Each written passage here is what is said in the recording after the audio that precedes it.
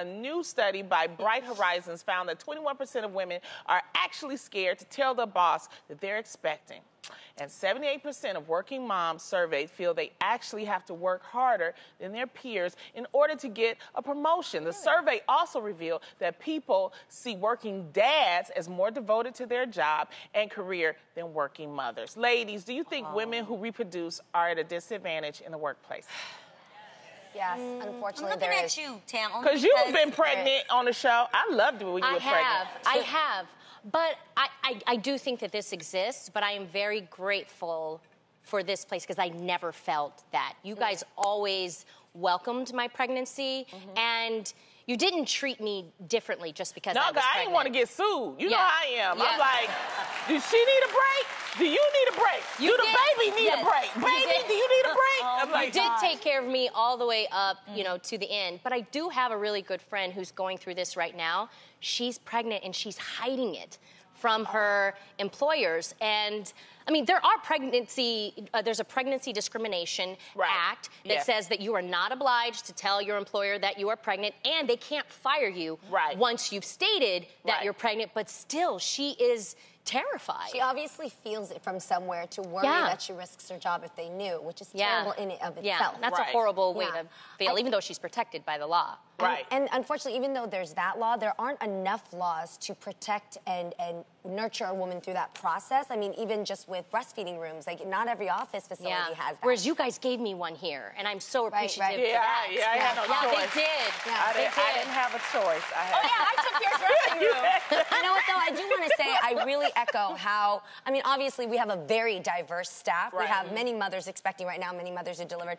My producer, Vanessa, at one point, she came into the room, and she was briefing us, you know, just talking about the topic so I can kind of jog what I think about them. And at that moment, she put out her breast pump. She's like, do you mind? I was like, girl, no, can I watch? And it was amazing that she started we're talking notes, and she's got the and it was just so cool that these are moms, and that led me to thinking, being a mother or expecting a child does not take away your intelligence at performing your duties at work. In fact, sometimes I think it heightens the sentence that we need to have in this environment. Well, as an engineer, when I worked in a corporate 500 company, the employers are getting better with this, okay? And one thing I learned by working around a lot of pregnant women in the corporate arena is that they plan. They know that they're going to have the baby, so they plan. And, you know, when I was working in that type of arena, it brought us closer together. Even when, you know, you were having a riot, it brought us closer together because you planned. So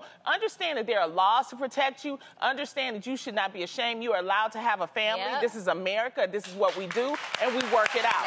That's it. I even felt when I started family planning, I used Tam as an example, and I was like, man, Tam had it set up perfect. You gave birth during the summer, during our hiatus.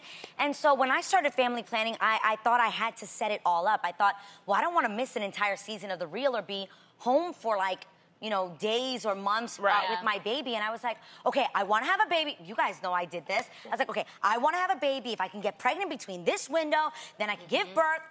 That's not the way it works. And it didn't work out that way. And now, because you guys have made me feel so uncomfortable and you guys constantly encourage me, you guys are always like, girl, let God have his way. Let him do what it's going to, and it'll happen when it's going to happen. But I think initially I actually stopped myself from working because I think I was so stressed on the idea of, well, if I give birth May 19th, then I can, you know, it was so stressful, and I think sometimes that can hinder you. You were stressing yourself out, and you stressing yourself out was stressing us out. That's why I was like, stop stressing, because you're going to be here no matter what. You know what I mean? You're not going nowhere. Have your baby. And that was such a great feeling, and, you know, we even took, time off. We were like, oh, man, it didn't work out the way I thought it was. Guess I'll try next year. Isn't that crazy how we as women put so much pressure on ourselves that it didn't work out for the timeline I thought I wanted, so I actually stopped trying? Isn't that crazy? I want my little Munchkin Jr. to come, so you keep on. Just do it. Being the best peaceful state of mind.